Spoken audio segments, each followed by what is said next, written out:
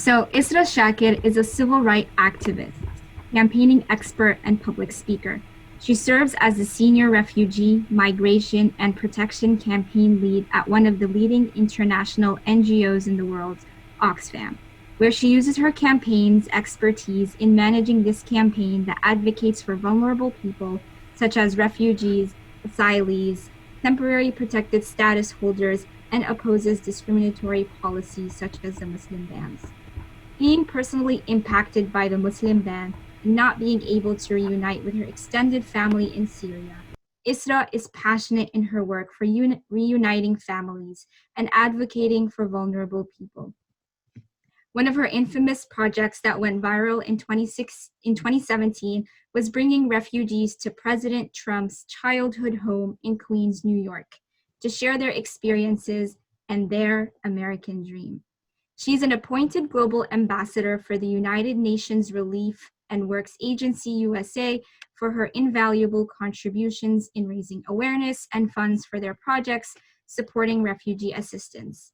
In addition, Isra was recently chosen as an icon for the We the Future campaign by Amplifier, which recognizes 10 young activists from across the country in their leading work on current social justice issues affecting humanity. Isra was chosen to represent the refugee and immigration justice theme, known as We the Future Will Not Be Banned. She's the only Muslim in the campaign, and artwork of Isra as well as a curriculum she designed to break down the stereotypes and misconceptions of Muslims, refugees, and immigrants was taught to over 400,000 students in schools across the United States this academic year. And without further ado, I want to introduce Isra Chaker. Thank you all so much. That was a really long introduction and bio. I appreciate it, Khaira. Thank you so much for reaching out to me and staying in support of my work at all times. You know, I know that you've been engaged with me for a couple of years, and I really appreciate being on here. And thank you all, Lead Talks, for this incredible organization. I love what you all have started here, and I'm just so impressed, and I'm honored to be with you all.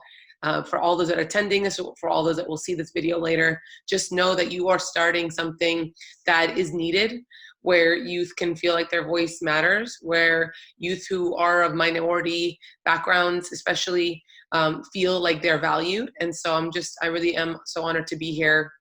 And you know, what a time to be here, what a time to be connected to you all.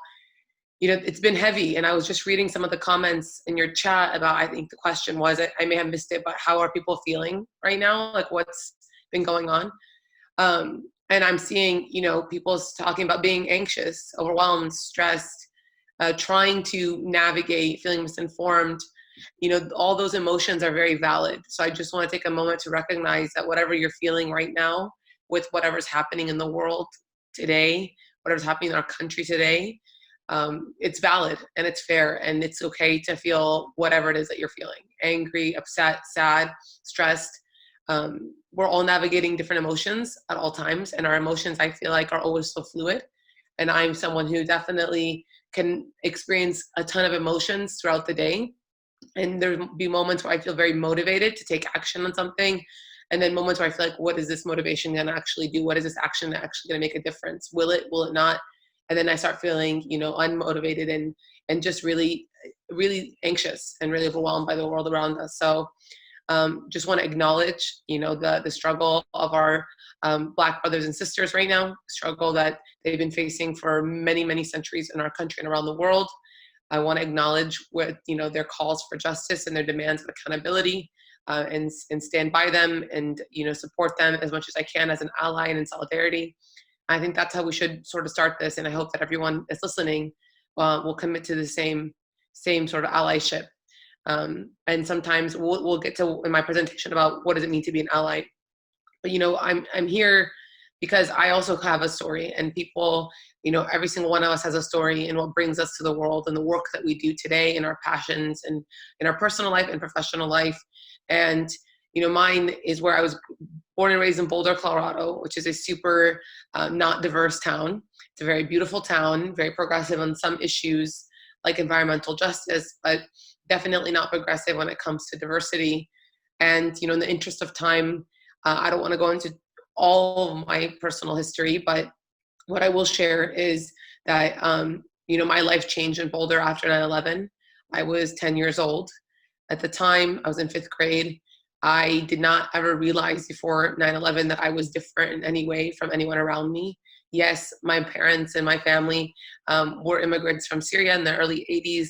Yes, I spoke Arabic and was going to Arabic school after public school. Yes, I had different food than other people would bring to lunch. I knew that I was different in that way, that I brought a different culture to who I am and religion, but I never felt different. I think that's really important, is I never felt like I was an other. And 9/11, I remember going to school that day, not knowing what had happened, and being asked the first question is Osama bin Laden your uncle? And how could he have done that to those people? And I remember looking at the boy who told it to me and saying, wait, what? Thinking to myself as a 10-year-old, I've never had anyone ask me about my family or my uncles that were in Syria at the time.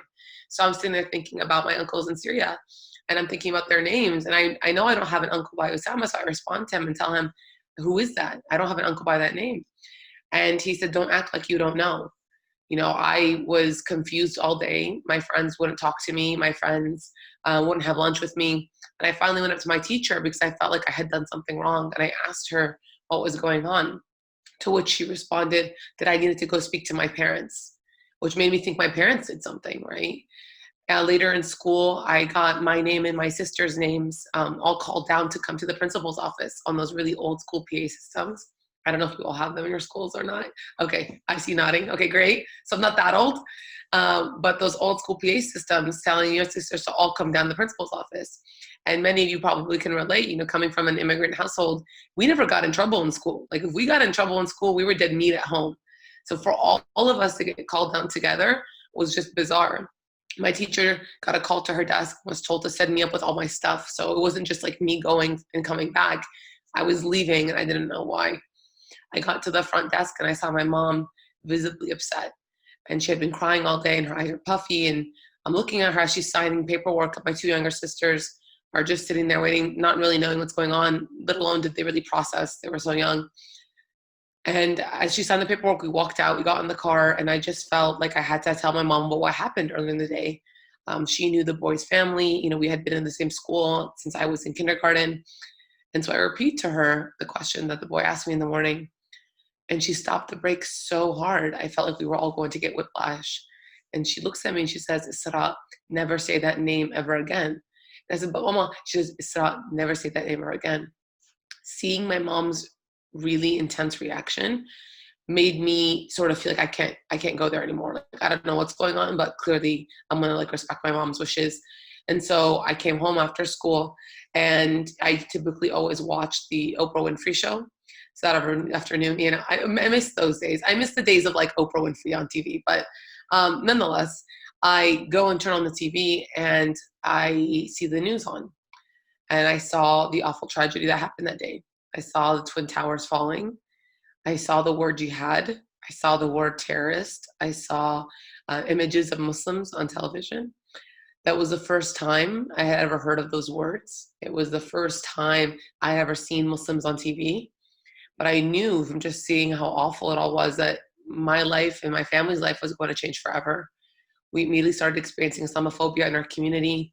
My mom, who wears the hijab and was wearing it at the time, would get harassed publicly, would get stared at, would get glared at, wouldn't be served at restaurants. Our house was egged numerous times, our windows broken into. One day we came home and we found the word terrorist written in huge graffiti letters on the front of our house. And, this is in front of neighbors who stopped talking to us after these 9/11. And I remember to myself thinking, why? Why are they doing this to me, my family? What did we do to them? We've done nothing. We're not involved in anything. Literally, we've been in Boulder. We thought it was the safest place in the world for us. Going into high school, though, I decided to wear hijab after 9/11 because I truly believed that I had a purpose to, represent my faith. And I felt that if I had represented my faith and embodied my values, that people would see this, and hopefully any stereotypes they had or misconceptions they had about Muslims or Islam would be shattered, right? And that they would see oh, we know Isra is really nice. And, you know, this part of it is naive thinking of just being a child and someone who wants to do something to help. The other part of it is I wanted to emulate the strength of my mother, right? Who I saw wear hijab with grace every single day and stand in the face of these injustices and just smile and not ever let it get the best of her and never reacting. And I just thought, man, my mom was my hero and I want to be like her. So when I went into high school, I didn't think I was going to experience bullying. You know, I got used to, at that point, some stares publicly that I would get in hijab. But like in high school, I didn't anticipate what was going to come my way. I was immediately bullied and discriminated against in high school. People would call me terrorist on a daily basis. Derogatory notes were left in my locker. Students would try to rip off my hijab as I was walking down the hallways. Others would try to poke at my head with a stick. I was the only girl who wore hijab in the school of 3,000 kids. So you can imagine how I stood out like a sore thumb. And the school was predominantly white, predominantly not diverse. And there was a lot of ignorance, and a lot of it manifested itself into pain and trauma towards me. And one day I was leaving school after my extracurricular activities, and I was hit from behind really quickly. And, you know, your first reaction when you're hit from behind is to sort of cower and see, well, what is that? What's going on? And I look behind me and I see the backs of the heads of boys who were running away. So I didn't get to see their faces, but they were running away and saying comments I couldn't really gather. But I was like, what was that they threw at me?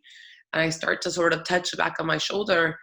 And I realized that there was yolk running down my hijab all the way down my back, and that there were eggshells on the ground next to me, and that I was egged. And I'll tell you, you never can prepare yourself for anyone sort of attacking you or throwing something at you, let alone eggs. It's humiliating. And I remember running to the bathroom and trying to wash off the yolk as if I could wash away the pain they were inflicting on me. So I quickly realized the bullying wasn't going to get better, and it didn't get better. But I knew that I had to do something about it. And I felt like I was at this crossroads, right? At 14 years old, I had to decide what I was going to do about the situation, because no one was going to change it for me. No one was going to stop. And so I thought to myself, okay, what are the options I have out in front of me?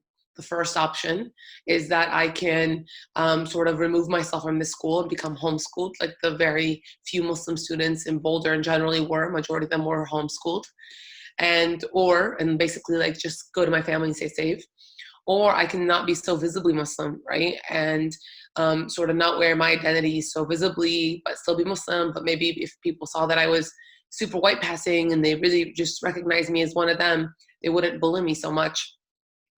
And the third, I had to do something to change it. And the only thing that I knew that I had, the only tool I knew I had, was my voice. And by God's grace and mercy, because I have a reason other than that, I felt compelled to use my voice. So I went to my guidance counselor and I told her we need to change the bullying at the school. And not just for me, right? Not just for Muslim students, but for any student who was diverse in some way, shape, or form, who was made to feel less than human, less than whole, less than valuable because of those identities that they carry. And she asked me, well, what do you suggest? What are you thinking? And I told her, we need to speak. We need to share our stories. We need to talk to students directly, and we need to do it in a safe way where they will hear us and they will listen to what we have to say. And she told me, okay, so I'll follow your lead, whatever you need. So I created something called Diversity Panel, which is very cliche sounding. I mean, like, hello, could I think of anything more creative? Like maybe like what you all have created, your lead talks. That sounds awesome. Should have done something like that. But I went for the obvious, Diversity Panel. And I decided that it was going to be a space where people from all different backgrounds were going to be welcomed, will be heard, and hopefully people will start to understand the human impact behind their actions and behaviors of bullying and discrimination. And so we recruited students who were students of diverse, racially, ethnically, religiously, ability, gender. It didn't matter to us. Anyone who felt like they had something to say and they felt targeted because of who they were welcome. And we started doing these talks in front of incoming freshman classes as part of their orientation. And the idea was that if we can get to these freshmen before they start school, right, that then they will hopefully become better advocates and better students and kinder to one another. And as they continue to progress through high school, it will trickle down and become an amazing community of support. And the first time we did diversity panel, I'll never forget, it felt a little awkward, obviously, and like you feel very exposed. But after we all gave our talks, we had a guidance counselor come and share reflection time and a facilitated discussion time. And what she would do, she would ask, who here wants to say anything at all, following obviously safe space rules. And we had people out themselves as bullies in these conversations. Like, I kid you not, people said, I've been a bully. People that they were bullies in middle school, people were bullied outside of school, and they apologized. Even if they didn't bully any of us personally, they apologized for that. Others would talk about their experiences of being bullied. And I had a student who told me, Isra, I really appreciated what you had to say because I've been egged before, but not because I'm Muslim, but because I'm Black. And you started to see these stories of understanding and the walls of ignorance be torn down and bridges of compassion and understanding being built. Diversity panel was so successful that my principal asked me to do it for all classes. So by the time I graduated, I had shared my story to over 3,000 students. And the most incredible part is diversity panel still happens at my high school until today. And so I'm very old. It's been a long time. And I will tell you, at the time, obviously, I didn't think like, oh, I'm starting a campaign, I'm starting a movement. Like, that was not what I was thinking. I was thinking the problem that exists in front of me is going to happen to my younger sisters that are they're going to come in and join me. It's going to happen to other students. It needs to stop. And so I'm just really proud of that moment. And in the campaign that Khaira mentioned in my bio about We the Future will not be banned, it's one of my biggest prides and joy in my life, because I don't think people understand that, I was 14 and I wish, and I don't know what I would have done, but I would have just loved to have seen someone that looked like me, right, in my school, someone that looked like me on posters, someone that looked beautiful and courageous and kind. I would have loved to be taught a curriculum to talk about racial injustice and refugee injustice and vulnerable immigration policies and vulnerable immigrant populations. I would have just loved to have acknowledged that, right, in my entire high school career. So being part of a campaign that went on and taught 400,000 students in the school year, it means so much to me. And it's something that I could never, repay or even describe fully what it feels. But I just think back to my 14-year-old self. And I think that these campaigns, these actions, these movements mean something, and they do have an impact, right? And so moving into high school, I went into college, and I'm not going to get into the nitty-gritty of my college career, but I will tell you, I didn't know what I was going to study in college. I had no idea what I was going to do. I mean, I didn't know what meant for me. I didn't know that advocacy was a career. I didn't know that activism was a career. But I realized that I wanted to create spaces that brought community together. And the way that I knew how to do that was by drawing. And through a lot of the traumatic stuff that I went through, my mechanism to cope with it was through drawing. So I had tons of sketchbooks that I had drawn, whatever it may be, landscapes, buildings, feelings, flowers, whatever it was. I just really had that as an outlet. And I thought to myself, I love doing that. And I love the idea of creating these spaces. So maybe architecture was the way for me to go. And so I decided to study architecture. And I was in my College of Architecture and Planning. And I quickly realized again that I was a minority. My overall university had 33,000 students in it, had a lot of diversity, not like too much, right? It was still less than 10% of the campus population. But at least in the diversity of my College of Architecture and Planning, which had, I think, around 1,000 students, there was maybe a handful of diverse students. And I was the only Muslim woman in the whole program. And again, I felt, what is this? Are we doing this again? Right? I was like, deja vu.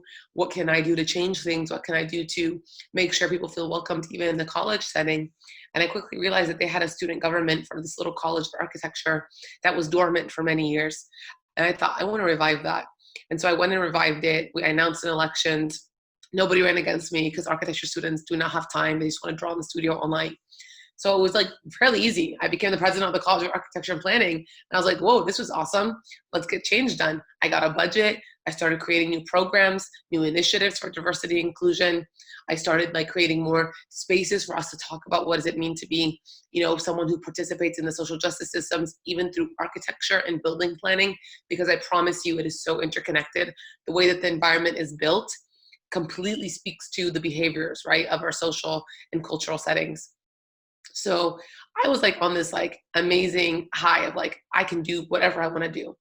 And then I was told that being the president of this college meant that I sat as a senator on the overall student government for the university. So the overall student government. Let me break this down for you all, because you all are very like active and enjoy politics, I'm assuming, and want to be involved, is that this student government was the most powerful in the country at the time. They had $36 million that the students allocated out to their services, millions. So they paid for the student center, they paid for the rec center, they paid for the health clinic, and they paid for the directors, like the much older than us, much more experienced than us directors of all these clinics. We gave them, and all these services, we gave them their salary. We decided you're worth this much every year, right? You're worth getting paid this much. So the power that the student government of the whole university had was crazy. And it was overwhelming. And then you start to see like, wow, where does that power shift from, and who's in control of that? That also meant that they controlled giving funding to every student group, and especially student groups of minorities and student groups of color. And so I was told that as a president of architecture, I had to go into being the president, being a senator on the overall student government. So I go to my first meeting. I walk in and everyone just stares at me. And they look at me and said, "Excuse me, are you here from the MSA, the Muslim Student Association?"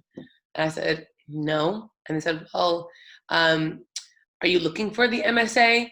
And I was like, "Nope, I'm actually looking for student government." And they said, "Okay, so what can we do for you?" And I said, I'm on the student government. Like, I'm actually here for my position. I'm reporting to duty." And they looked at me and they said, "Can you prove that?" And so I had to pull up the emails to prove that I was actually who I said I was, that I had a spot here as a senator. And so after that debacle was over, we sat down and in came the first student group to ask for funding. And it was a Black Student Alliance with the African Student Association, and they came in to request funding for the Taste of Africa, which is an event that they hosted every year. That was like an amazing event on campus. And they present this incredible funding request and this event that just sounds amazing. And they leave. And I'm thinking, now it's time to discuss and approve the budget request for it. And as soon as they walk out, someone raised their hand and said, "All in favor to deny this funding request." Everyone's hands shot up, except for mine. And I sat there asking, "Excuse me, can someone explain to me why we're denying this? Like, I'm so confused here. And why are we even discussing it?" And they looked at me and said, "This is how things are done here." And I said, "Well, I don't agree with that." And they said, "Okay, all in favor to discuss this." My hand was the only hand that went up. All right, so since you're majority rules, they denied the funding request.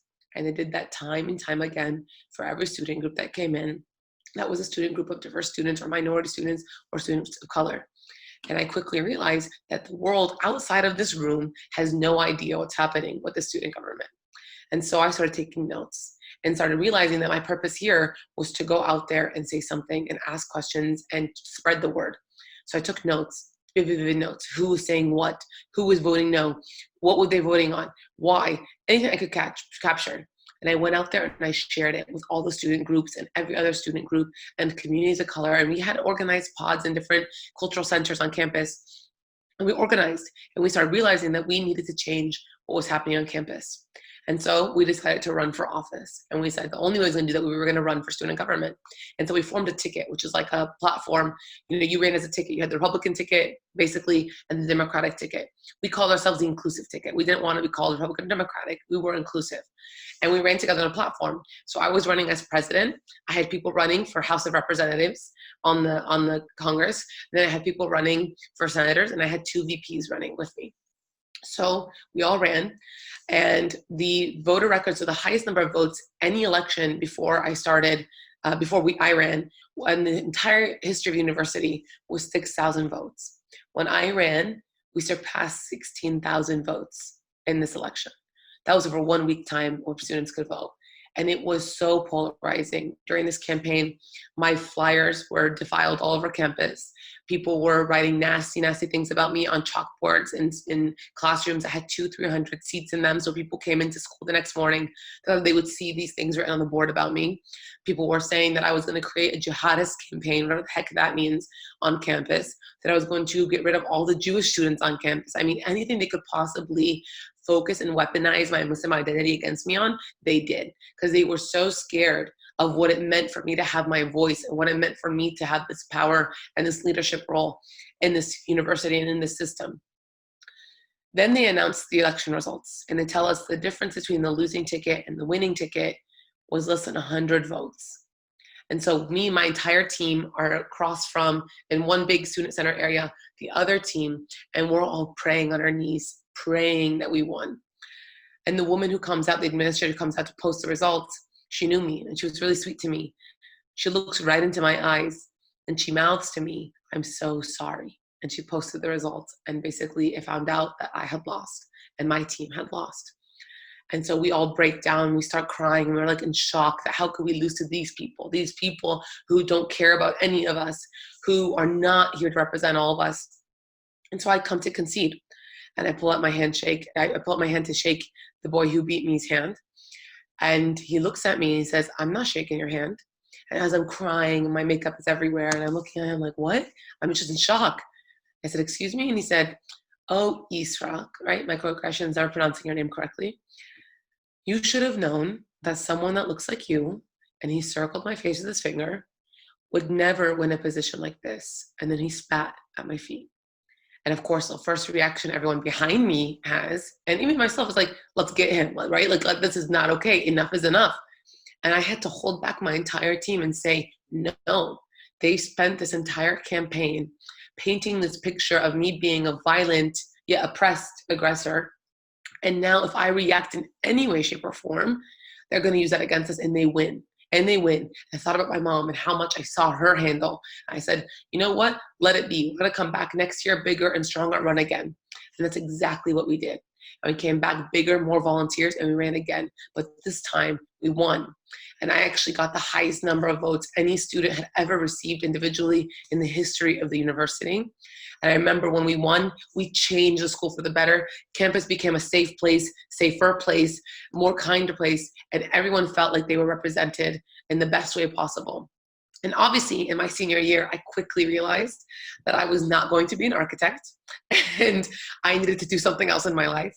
And I called what I wanted to do social architecture, because again, I didn't know that advocacy and activism existed. So I sat my parents down my senior year, and I told them, "I love you. I thank you so much. I will never be able to repay you for your investment in me and my education. I'm going to finish my degree because you worked so hard in paying for it, and I don't have the privilege to start over. But I'm not going to do architecture moving forward after I graduate." To which they asked me, "What are you going to do?" And I told them, "I'm a social architect. I connect people to causes, and I create moments, and I want to make change. That is what I do, and my voice is my tool." And my parents looked at me and they said, "That's definitely not a thing." They'd never heard of social architecture, which is true. I didn't even hear of it before. That they were sure there was no money in this career. And they then asked me if I was sure I didn't want to be a dentist, because my parents felt like I had great teeth and I should have just went that direction. Which I said, absolutely not. So I got my parents to finally believe and like see my passion, and they supported me, and thank God for them. I moved to Washington, D.C., and I started my career in the NGO, basically humanitarian space, the development space, the political campaigning space. And I've been doing that ever since. It's been, again, many, many years.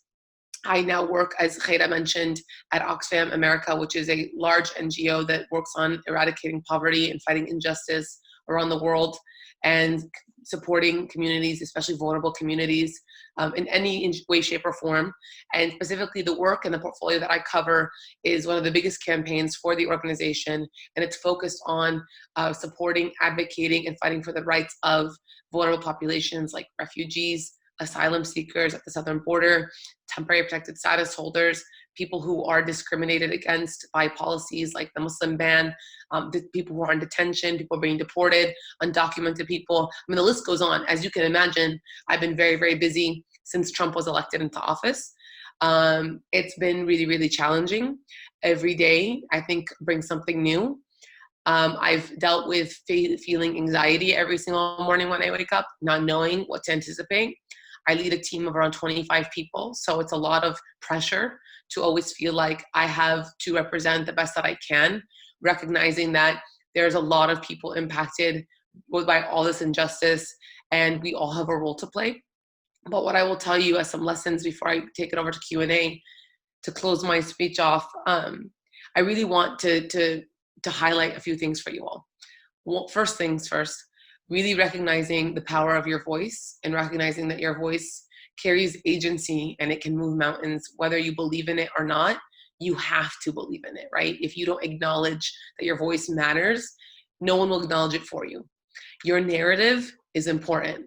You carry your own narrative and your own personal story, and no one has the right to take that away from you. No one has the right to exploit that for you. No one has the right to assume that it's theirs, but you have the right and you need to, and the obligation, the responsibility to speak up when and where you can, as safe as you possibly can. So recognizing that if you're in school, if you're in college, when you go out to school and you have your job, when you're in the career world, when you're in your families, in your communities, wherever you are, you have a responsibility to speak up and speak up for justice and use your voice and your agency and your privilege in any way, shape, or form. Second, never give up. The world is only now being just more exposed. These injustices have existed for a long time. We're just now being exposed to all of them, right? So rapidly. The feeling of being overwhelmed is right. It's fair. It's valid because information is flying around at lightning speed all day, every day. Know when to lean in and know when to be an ally. And being an ally means listening to the people who are directly impacted, following their lead, doing what they recommend and what they want you to do as an ally, whether that's speaking up, sharing what they're sharing, taking action, donating to a cause. All of these things are part of allyship, but first and foremost, recognizing that even when you're not impacted by something directly, that it should still feel like you're impacted because when they come for one, they come for all. We're living in a time where this is a systemic agenda of oppression, where it's about pitting minority communities against one another, where it's about othering people who aren't white in this country and who don't fall within the norms of what the awful rhetoric of this president of the United States continues to fuel. And so really recognizing that we are in this agenda and that our existence in itself is political and that we cannot say we're not political. We cannot wait for the status quo to expire or change itself. It's on all of us because change ultimately is on all of us. Thank you all so much for having me with you all today. I know we're going to transition into Q&A. Please feel free to ask me any questions. I was rushing towards the end because I want to respect the time for you all to also be able to ask any questions. Thank you so much, Isra. You're one of the biggest role models, I'm sure, for all of us, and especially in a time in this country where, like you said, it's so chaotic. I think change is needed, and you equipped us with so much insights and knowledge, so thank you so much. So we're going to move on to Q&A, so if you have a question for our speaker, please type your question in the chat. Thank you.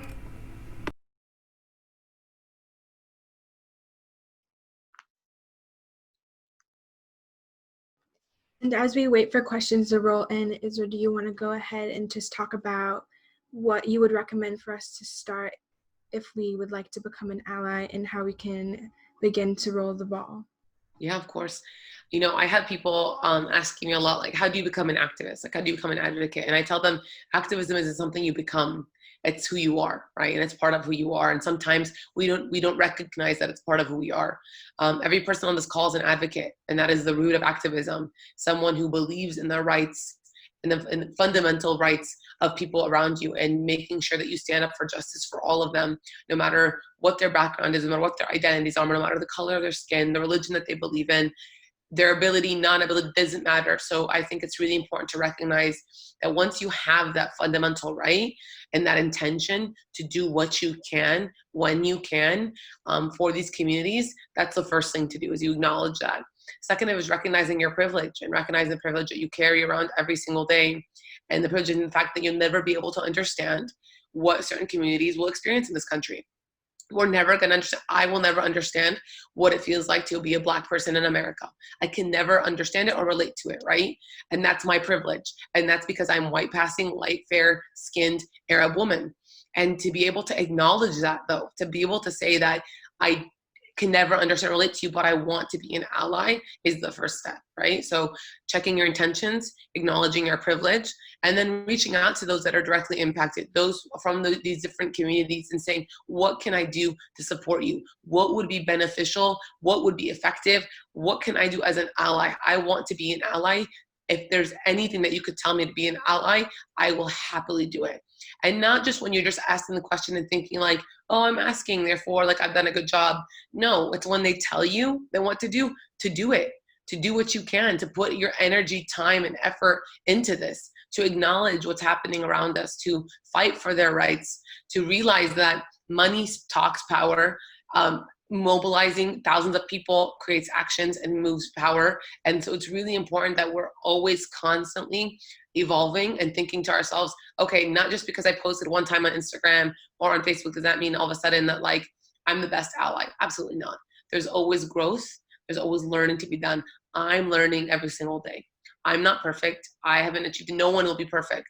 I need to still continue to grow in my allyship with different communities, but at least I'm trying. And so acknowledging that, doing my best, doing what I can matters. And you know, a lot of activism starts down in the individual level, right? It happens in our homes. It happens at our dinner tables. It happens that we are in our communities, in our timelines, in our feeds. You all are in your own bubble sometimes in school, but we don't realize that people make microaggression comments all the time. People make anti-Black comments all the time. People are constantly saying racist things and xenophobic things and Islamophobic things all the time. And when you don't say something and you don't become an active and engaged bystander intervening in those situations, even if it's your friends, even if it's your family members, you're missing an opportunity right there to be an advocate and to be an activist. And so really recognizing that being an activist is not about changing the world or becoming like Linda Sarsour and all the incredible activists out there in the world that we recognize and that we appreciate and that are on the front lines, but it's sometimes about amplifying other people and realizing that we have power even in our own day-to-day lives to do something about it and just taking action. I see a lot of questions coming through. Should I just go through them or should, let me see. Reading about what's happening in the world causes a lot of anxiety and stress. How do you balance taking care of your mental health and being an active member of your community? That is such a good question. Something I would love to get to. So like I had to take a deep breath with this because this is something I've been struggling with just recently as well, is that, you know, with everything that's been happening just this week, I wanted to say something for a while. I've been obviously sharing things on my story, amplifying Black activists, amplifying their messaging, doing what I can, reminding the world that there's something, but I wanted to actually say something, contribute. But I was so hesitant about like, what does that look like for me? How do I show up in a way that's not me trying to seek attention or me trying to take up space in a place I don't belong, but at the same time, knowing that with a platform, I have a responsibility and obligation to do something and to support Black communities in America. And I was struggling with it and I was having anxiety about it and anxiety about all that was happening. And I had to just take some space and just breathe and think through what I was feeling and process what I was feeling and then just put words to paper and think it through. And that in itself was therapeutic for me. But it's so important that you recognize that you can't help others if you don't help yourself. And I think sometimes people have so much pressure on themselves and give so much pressure onto others and onto public figures and onto people that have platforms that if they're not responding at all times in real time and they're not putting forward every ounce of energy in every minute of the day, that they don't care and that they're disappointing the communities. And I think that sometimes is not, you know, it's a fair judgment because what you're seeing is what you're coming from your own experiences, but it's not always, like, you don't know what people are going through, right? And you don't know what people are experiencing and you don't know what's going on in their personal life that they're not sharing online, or maybe they're struggling somehow, or maybe they're taking a mental health break. You just don't know. And so I ask people all the time, you know, to just be kind and be patient and be understanding and recognize that people are doing the best they can with where they're at. And yes, checking in on people is really helpful. And so how I balance it is just taking those spaces in that time when I can, really having a good support network, personally, offline, people who I can come to, mentors, people who I can speak to, people who I can vent my feelings to, people that I can have a conversation with and challenge myself with. And honestly, just taking the space for my faith. My faith is my anchor, and I always fall back on that. And honestly, Ramadan was such an important time for me to just reflect and sit back and think about those things. And so I think it's a combination of things. It's like knowing when to say no, knowing when to stay back, sit back, knowing when to take the time to breathe, take the time to process, to decompress, whatever that may feel like. Do activities that help you do that. Like I told you, part of it is still drawing and sketching is still a really big part of my life. I still do a lot of that off behind the scenes that no one knows about. And then talking to your friends and leaning on your community for support when you need it, and on obviously professional services, because there's no shame in seeking that support. And it's really important that we support one another and empower one another to do those things and feel empowered enough to say, hey, I need help. And there's nothing wrong with that. I want to get to the next question. How do we decide when to try and change someone's mind, or when it's better to just bypass them entirely? This is actually something I talked about 2 days ago with an MSA from Alabama, because they had this question a lot where they felt like they were in many conversations where they had friends who would use the N-word. That was one example that was actually brought up on this call. And they would try to correct them over and over again, like, don't say that, it's not acceptable, it's really wrong. And their friend would continue to persistently use it and be like, it's not that big of a deal, why do you care? You're not even from that community. And this girl who brought up on the call was just so upset about it. And she said, what do I do in the situations when like what I'm saying, my response isn't doing enough? And what I'll say is this: you're gonna deal with people who will say things that are unacceptable, derogatory, racist, Islamophobic, xenophobic against many communities. And you really have to understand from a campaigning lens how best to take care of yourself in the situation, protect yourself, but at the same time, get your point across. So what I do in my work every day and in my personal life is I first assess who my audience is. Who am I speaking to? Who is this person? Is it an elder in your community? Is it someone in your family? Is it a friend of yours? Is it someone at work, someone in class? Is it someone online? When you understand the person that you're speaking to, it helps you frame the issue in a way that you can think that they will hear you, right? And so in my work, talking about vulnerable communities to Republican offices, when I went to Congress and I would talk to Republican offices about refugee rights, I'm not going to go and tell them about the sad story of Ahmed, who's a resilient refugee, because in moving them to get them to take action, they won't take action there, right? Republicans care about national security and they care about safety, they care about money. And so I would always frame refugee issues with that lens. Refugees are actually the safest people here because they go through the most stringent vetting process. Refugees always contribute $63 billion more in aid, $63 billion more in revenue than they take in aid in our country. So I came equipped with the facts. And I was able to get them to listen to me because I talked about things in the way that they can relate to. So when you're speaking to somebody, think about how to relate the issue to them. Think about how when, for example, if someone's saying and they're not from the impacted community and they're really making a racist remark or xenophobic remark about that community, talk about how that one remark continues to build a cyclical situation where people continue to build this, it continues to socialize and normalize this behavior. And that when someone says that about that community, it also could then be meaning, well, someone saying something of equal derogatory stature to our community or to them, right? And really emphasizing the fact that when they come for one, they really do come for all. And this is a systemic agenda. Second of all, really call it out and say it's not funny. None of these things are funny. Talking about anyone's identities in any way that's negative in any way, shape, or form is not funny, and it's not okay. And the more that we say that, the more that they hopefully will hear. But if you've framed the issue in a way and you've tried, and then if they don't respond to that, bringing in people, your allies, to back you up, to maybe hear them. Maybe they won't listen to you, but to listen to people in your circle. Or maybe listen to people if it's many more people coming at them and trying to talk to them about it, right? And I really find it so important to use your best form and making sure that you're speaking in a way that is like, hey, I'm talking to you from a matter of common sense. I'm being respectful and courteous to you to give you the dignity of understanding me. But if you don't hear me and me speaking to you with respect, then you don't get my respect, right? Then therefore, I'm done with this and I'm not going to continue to engage. And if you bring in allies to continue to help bolster your message and they still don't respond, then I will tell you, it changes from someone who doesn't hear you to someone who does not want to hear you. And there is a difference there. And when you see that difference, and when you acknowledge that someone's gotten to that point where no matter what you've done personally, individually, no matter how you framed it, no matter what you've brought reinforcements to back up your message, statistics, facts, our faith, whatever it may be that you're using to get them to understand, and they still have not bought into it, it means that they will not buy into it because you can't do anything about it. And that's their own growth that needs to happen on their own time. And therefore, I tell you to drop it there and to just walk away from that person, walk away from this issue, because you've done everything you can, and you cannot continue to invest so much of yourself personally to try to carry their emotional labor and their emotional incompetence, honestly, and ignorance when it comes to these issues. This has been so amazing.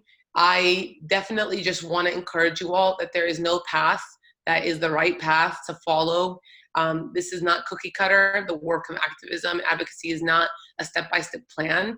It's recognizing, again, your power, your influence, and doing what you need to do the way that you can. You don't have to drop out of school or change your major or do things that you think that, to become an activist. You can be a doctor, a teacher, a lawyer, an engineer, whatever it is that you want to do, you can still be that and be an activist and advocate for the rights of others. So it's not that either or, it's both together, and they do coexist, because one is your values versus one's your profession, right? And that's really important. They're aligned on your values and on your passion level. So if there's anything that I can do for you all at any time, please feel free to reach out.